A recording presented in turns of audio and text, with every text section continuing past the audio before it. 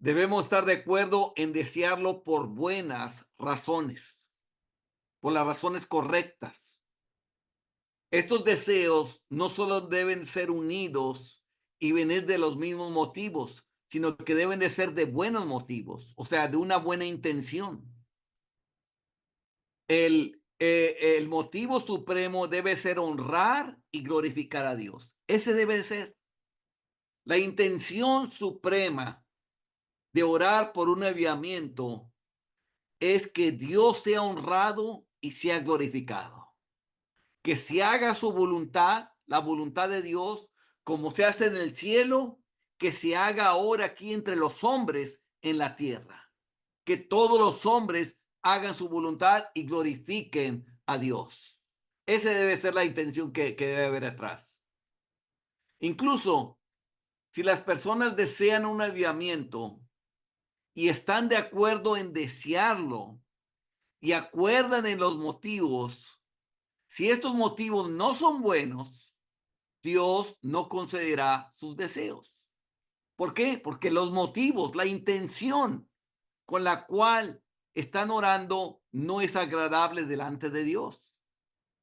Por lo tanto, los padres pueden estar de acuerdo en orar por la conversión de sus hijos. Pueden tener los mismos sentimientos y motivos.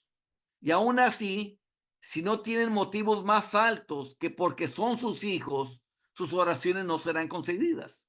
En otras palabras, si nomás está orando por su hijo, porque no quiere que él se pierda y no está viendo el lado de Dios, que esa rebeldía de los hijos ofende a Dios y lastima a Dios y deshonra a Dios, nomás está viendo para que su hijo no le pase nada malo, esas oraciones no van a ser concedidas. Están de acuerdo en el motivo, pero no es el motivo correcto.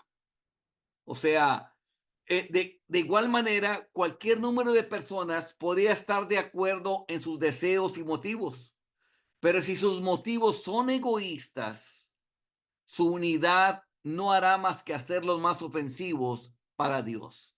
En otras palabras, están pidiendo sus hijos porque es tu hijo, porque te conviene, porque tú no quieres que él sufra, porque tú no quieres eso. Sin embargo, tú estás de acuerdo a que ellos sí estén ofendiendo a Dios, a que ellos lastimen a Dios, a que sean rebeldes contra Dios, a que siguen en su camino haciendo lo que quieran contra Dios. Eso sí no te afecta tanto. Te afecta más que se vayan al infierno a que le ofendan a Dios. Y por eso lo estás haciendo. Como que no te importa lo que le hagan a Dios tus hijos, lo único que te importa es que ellos no sufran, que ellos no les duela. A eso se está refiriendo. ¿Cómo es que os pusiste de acuerdo para tentar al Espíritu del Señor? Este texto está sacado cuando Zafira se puso de acuerdo en mentir al Espíritu Santo. Sí se pusieron de acuerdo en algo, pero era algo que tentaba al Espíritu del Señor. ¿Y qué pasó con ella? La mató Dios, igual que a su esposo. Porque sí se pusieron de acuerdo y tenían los mismos deseos y estaban en todo de acuerdo, pero era algo en contra del Espíritu del Señor. A veces están comprometidos en orar por un avivamiento y pensarías por su fervor y unidad que seguramente moverían a Dios para conceder la bendición, hasta que descubres la razón. ¿Y cuál es? Bueno, ven que su congregación está a punto de desintegrarse a menos que se haga algo. O ven que alguna otra denominación está ganando terreno y no hay forma de contrarrestarlos sino teniendo un avivamiento en su iglesia, o sea, por envidia, porque ven que otra denominación está creciendo mucho y la tuya no crece nada, y entonces tú envidias lo que el otro tiene y yo tengo que crecer para mostrarles que Dios está con nosotros. Y esa es la intención. Y toda su dirección y oración es solo un intento de conseguir que el Todopoderoso los ayude a salir de su dificultad y es puramente egoísta y ofensivo para Dios. En otras palabras, solamente quieres usar al Todopoderoso para demostrarles a los que tú envidias que sí, Dios está contigo. Y es todo. Y esa es una intención egoísta de lo que hay atrás. En Filadelfia, una mujer fue invitada a asistir a una reunión de oración femenina en cierto lugar. Preguntó para qué se reunían allí y por qué iban a orar. Le respondieron que iban a orar por el derramamiento del Espíritu sobre la ciudad. Bueno, dijo ella, no voy a ir. Si fueran a orar por nuestra congregación, iría, pero no voy a ir allí para orar por otras iglesias. Oh, qué espíritu, dice Finney. O sea, como era, la bendición podía caer a otras iglesias, la cual ella no quería, ella nomás quería que bendijeran su iglesia, entonces por eso no iba a orar. Si fuera por su iglesia, sí iba a orar, pero si es por las demás, no voy a orar. ¿Cómo sabes si el Espíritu trae una convicción de pecado y aún en otras iglesias donde no se predica la verdad tan clara? A lo mejor ahí Dios empieza a mover ahí y empiezan a despertar y a obtener el evangelio conforme a la palabra. Ella no quería eso. A eso se refiere el espíritu egoísta que había detrás. He recibido multitud de cartas y solicitudes para que visite ciertos lugares y trate de promover un avivamiento. Y se me han dado muchas razones por las cuales deberían ir. Pero al analizar sus razones, a menudo encontré que todas eran egoístas. Y Dios miraría con repulsión a cada una de ellas. En las reuniones de oración, ¿con qué frecuencia oímos a la gente ofrecer razones por las cuales desean ciertas bendiciones que no son correctas a los ojos de Dios? O sea, cuando están orando y están dándole a Dios las razones por las cuales Dios quiere que conceda su bendición para un avivamiento, esas razones que le están dando a Dios no son las correctas delante de sus ojos.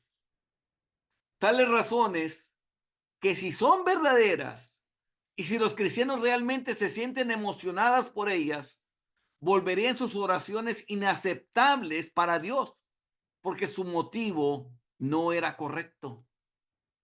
Hay muchas cosas que a menudo se dicen en favor de la causa de las misiones, las cuales tienen este carácter, apelando a motivos equivocados.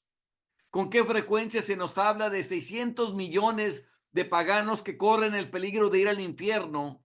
¿Y cuán poco se dice de la culpa de 600 millones de personas que actúan como rebeldes contra Dios, o del deshonor y el desprecio que arroja sobre Dios, nuestro creador, todo este mundo de malhechores? En otras palabras, están orando por 600 millones de gente para que se salven del infierno. Y nomás están pensando en que esas personas van a ir en el infierno. Y nunca piensan de la rebeldía de ellos contra Dios, del honor de Dios, de que Dios es lastimado, que Dios es despreciado, que Dios es ninguneado, que Dios no se le toma en cuenta, que utilizan las cosas de Dios para su propio provecho y no para honrarlo a Él. Eso nunca lo ven. Ven solamente el que ellos no sufran, pero no están viendo el honor de Dios. Cuando más importante es Dios que todos los hombres que haya habido en este universo. Ahora bien, yo sé que Dios hace referencia a aquellos motivos que apelan a nuestras meras simpatías naturales y a nuestra compasión, y los usa, pero siempre secundario a su gloria. Sí es cierto, Dios pone en nuestro corazón que no queramos que nuestro prójimo sufra. Ese es algo natural, es una compasión natural, pero siempre va en segundo lugar a su gloria, a la gloria de Dios. Si se pone en primer lugar estos motivos más bajos, siempre producirá una piedad y un celo deficiente y mucho que es falso. Esto es, cuando tú pones en primer lugar el bien de los hombres antes que el de Dios, entonces produce una piedad falsa, un celo falso, deficiente, porque estás poniendo al hombre por encima del honor de Dios. Hasta que la iglesia mire el deshonor que se hace a Dios, poco se hará. Y eso es lo primero que tienes que ver. ¿Cómo te sentirías que alguien deshonrara a tu papá o a tu mamá? ¿Cómo te sentirías que tú vieras que alguien le escupiera en la cara a tu padre o a tu madre? Y que pasaran los hombres ahí de donde tú vives en tu cuadra y que le escupieran. Yo creo que te llenaría, no te gustaría que le hicieran eso a él. Bueno, cuando el hombre peca, cuando el hombre no toma en cuenta a Dios, cuando el hombre se ríe de Dios, cuando el hombre hace chistes acerca de Dios y de Jesús, es como si le escupieran a la cara a Dios. Del mismo creador que los hizo, se burlan de él. Y muchos no están viendo el deshonor de él. Ay, Señor, que esa persona que le escupió en la cara a Dios, que se salve del infierno porque no quiero que sufra. Y no está pensando que le escupió en la cara a Dios, a Jesús. De hecho, a Jesús le escupen en la cara a los pecadores. ¿Cómo no te llenarás de celo de aquellos soldados que le escupieron la cara a Jesús? ¿Por qué pasa esa escena? Porque es exactamente lo que el pecador hace cuando no se ha arrepentido a Dios. Y eso es lo que él quiere poner. Que nosotros, que cada uno de los cristianos, primero vea el deshonor que se le hace a Dios por encima de buscarle que él no sufra en el infierno. En esto, lo que debe destacarse ante el mundo es esto. Lo que debe sentir profundamente la iglesia es esto. Lo que se debe exhibir plenamente a los pecadores antes de que el mundo pueda ser convertido. ¿Qué es lo que se debe destacar? El deshonor que le hace el pecador a Dios. Eso es lo que se debe destacar. Cuando nosotros vemos lo que le hicieron a Jesús, que le pusieron la corona de espina, que le estuvieron golpeando, que le estuvieron escupiendo, que lo estuvieron azotando en la espalda, eso es exactamente lo que hacen los pecadores diariamente cuando no se convierten a Dios. Es escupirle en la cara a Jesús, es golpearlo a Jesús, es burlarse de él, es taparle los ojos como si Dios no viera y luego golpearlo. Y dime que a ver si te das cuenta de lo que yo hice. Eso es lo que el pecador está haciendo.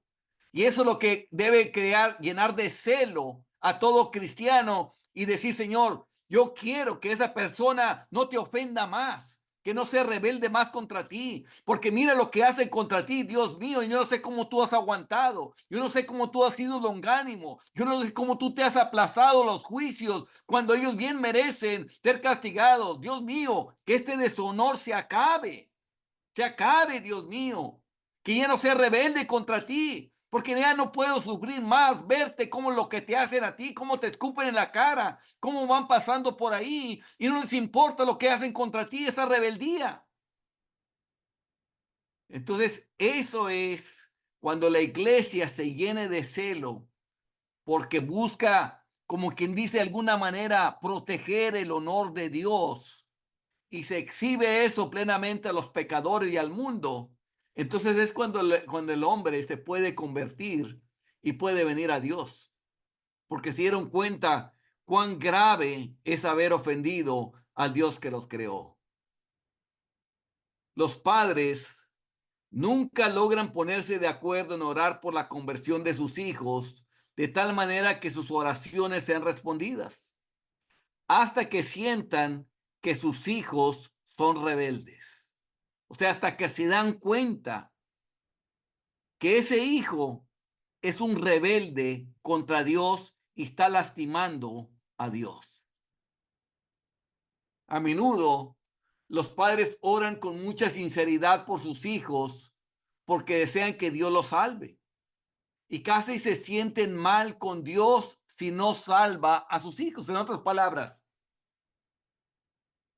Si no salva a sus hijos, no me voy a sentir bien con Dios. Como diciendo, ama más a sus hijos que a Dios. O sea, que si salva a sus hijos, está bien, pero si no los salva, entonces no me siento bien contigo, Dios mío. Tú no eres el agrado para mí. Tú no eres todo el bien para mí. Tú eres el bien si salvas a mi hijo. Pero si no salvas a mi hijo, contigo solo, Dios, no me siento bien. Es lo que estás diciendo. Pero si quieren que sus oraciones sean efectivas, deben tomar el lado de Dios contra sus hijos, aunque por su terquedad y perversidad incorregible, Él tenga que enviarlos al infierno. Aquí es muy importante esto, hermanos. Si quieren que sus oraciones sean efectivas, deben ponerse del lado de Dios contra sus hijos, aunque sea que por terquedad de los hijos y perversidad incorregible, Él tenga que enviarlos al infierno. Conocí a una mujer que estaba muy preocupada por la salvación de su hijo y solía orar por él con angustia, pero él seguía impenitente hasta que finalmente se convenció de que sus oraciones y agonías no eran más que el anhelo cariñoso del sentimiento maternal y no estaban dictados por una visión justa del carácter de su hijo como un rebelde, obstinado y malvado contra Dios. O sea, ella oraba porque amaba a su hijo solamente y porque era su hijo, su propiedad, quería la salvación de él, porque le pertenece a ella. Era solamente cariño, un sentimiento maternal, pero no estaban dictadas por la visión justa del carácter de su hijo. No había visto a su hijo como alguien rebelde, como alguien terco, como alguien malvado contra Dios. No lo había visto así, esa madre.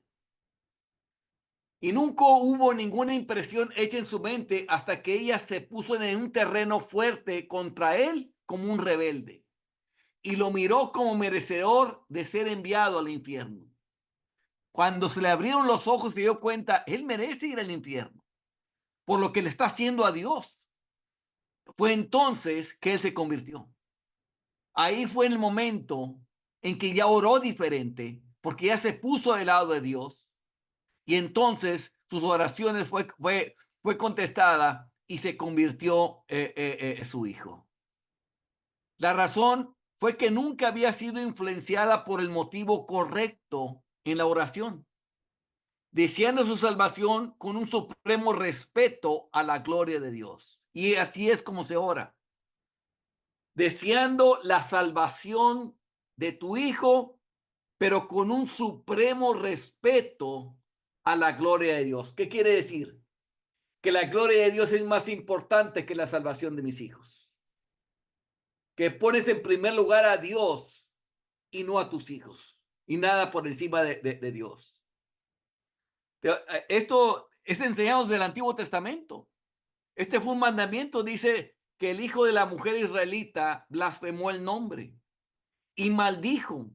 Entonces lo llevaron a Moisés y su madre se llamaba Selomit, hija de Dibri, de la tribu de Dan. Este es un hijo de una mujer que blasfemó el nombre de Dios y lo maldijo. Entonces llevaron al muchacho delante de Moisés. Y Jehová habló a Moisés diciendo, saca el blasfemo fuera del campamento y todos los que lo oyeran ponga sus manos sobre la cabeza de él y apedréelo toda la congregación. O sea, si era de grave. La mujer hizo lo correcto. Primero era Dios antes que su hijo. Ya no se hace esto. Ya no lo hace Dios esto. Ya no nos pide que hagamos eso. Pero este es un ejemplo donde se veía claramente que era más importante Dios que el muchacho. Ahora ya no hacemos esto. Pero este es un ejemplo de ponerse primeramente del lado de Dios antes de nuestros hijos. Dice que fue el primero. Este es un ejemplo, este texto, por el cual en el cielo, hermanos, no habrá ni dolor ni nada y angustia por causa de quizás cuando vemos el juicio de Dios. Aquí son los juicios cayendo y vemos los ángeles cómo están alabando a Dios. Dice, fue el primero y derramó su copa sobre la tierra. Y vino una úlcera maligna y pestilente sobre los hombres que tenían la marca de la bestia y que adoraban su imagen. El segundo ángel derramó su copa sobre el mar y éste se convirtió en sangre, como de muerto, y murió todo ser vivo que había en el mar. El tercer ángel derramó su copa sobre los ríos y sobre las fuentes de las aguas y se convirtieron en sangre. Estos son los juicios en la tribulación. Pero vean esta parte, dice, y oí al ángel de las aguas que decía, justo eres tú, oh Señor, el que eres y que eras el santo, porque has juzgado estas cosas, por cuanto derramaron la sangre de los santos y de los profetas. También tú les has dado a beber sangre, pues lo merecen. También oí a otro que desde el altar decía, ciertamente, Señor Dios Todopoderoso, tus juicios son verdaderos y justos. O sea, están cayendo los juicios, pero no se ponen el lado de los hombres, sino pobrecitos. Pobrecitos, ellos que tienen una úlcera maligna y pestilente. Pobrecitos de ellos, porque derramó su copa sobre el mar y se convirtió en sangre. Hay pobrecitos de ellos porque van a sufrir mucho. Nada de eso. Están mirando la gloria de Dios y están diciendo, eres justo, Dios. Tus juicios son verdaderos y son justos. Y está mostrando por los pecados por los cuales, porque derramar la sangre de los santos y de los profetas. Y están viendo de que lo merecen. Están viendo la justicia de Dios. No están poniéndose del lado de los hombres. En la oración, nosotros hacemos lo mismo. Nos ponemos del lado del honor de Dios, de la gloria de Dios, y no del lado de los hombres. Es por esto que en el cielo ya no habrá llanto ni dolor. Imagínense, si tú no te pusieras del lado de Dios y tu hijo fuera enviado al infierno, en el mismo cielo tendrías dolor, porque eternamente estarías recordando tu hijo está en el infierno sufriendo. Miles y millones de años estarías llorando porque tu hijo está en el infierno. ¿Y por qué habría dolor en ti? Bueno, pues porque él está sufriendo ya adentro, porque no te pusiste del lado de Dios. No te pusiste del lado de Dios, de que Dios es justo en haberlo hecho, porque le habló muchas veces, porque le dio muchas oportunidades, pero él fue rebelde. Por eso es que en el cielo ya no va a haber llanto ni dolor, porque nos ponemos del lado de Dios y sabemos que Dios va a ser justo en lo que haga. Y oí una gran voz del cielo que decía, he aquí el tabernáculo de Dios con los hombres, y él morará con ellos, y ellos serán su pueblo, y Dios mismo estará con ellos como su Dios. Enjugará a Dios toda lágrima de los ojos de ellos, y ya no habrá muerte, ni habrá más llanto, ni clamor, ni dolor, porque las primeras cosas pasaron. En el cielo ya no habrá más llanto, ni clamor, ni dolor. ¿Por qué? Sino que vamos a descansar, porque ese hijo rebelde que salió de tus entrañas ya cesó de ofender a Dios y ya está recibiendo su castigo que merece. Ya no va a haber más dolor ni clamor. Por eso, porque primeramente nos ponemos del lado de Dios y no a favor de nuestros hijos o de los hombres. Porque los que entran al cielo, todos están del lado de Dios primero. Al cielo no va a entrar nadie que se ponga del lado del hombre en contra de Dios. Todos los que entran al cielo se ponen del lado de Dios primero y después el bien de las personas.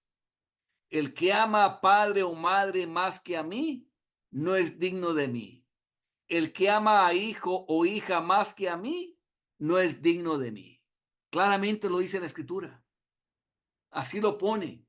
Primero es la gloria de Dios antes que lo que cualquiera de los hombres que está aquí en la tierra.